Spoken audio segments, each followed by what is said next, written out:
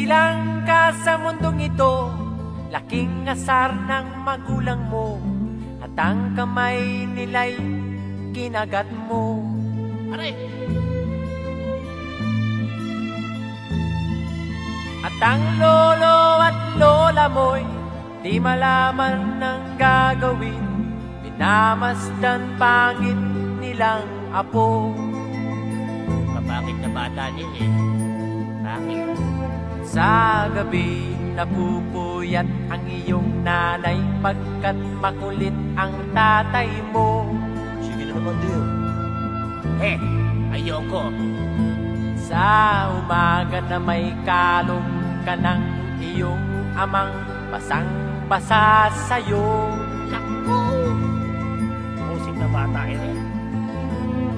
Ngayon nga ay malaki ka na, malaki na rin ng utang mo, manang-mana ka sa tatay mo.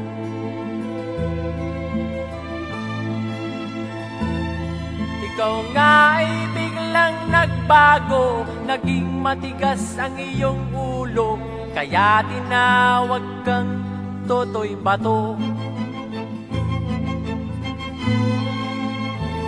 Di mo alam na si Totoy Bato'y dinodas na't binogan ni Boy Pana. Di mo alam na si Totoy Bato'y tinodas na pinana ni Benboga.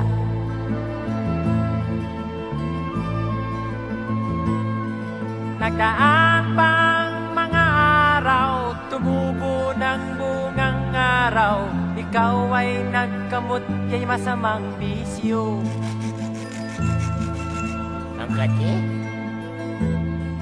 At ang una mong nilapitan, ang iyong inang nagsasakla, at ang tanong, anak, meron ba tayo dyan?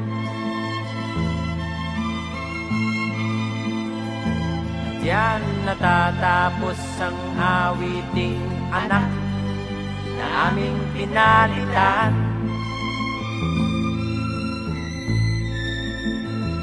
At diyan na rin natatapos ang pag-awit naming tatlong anak ng kwan. Aso. Uy!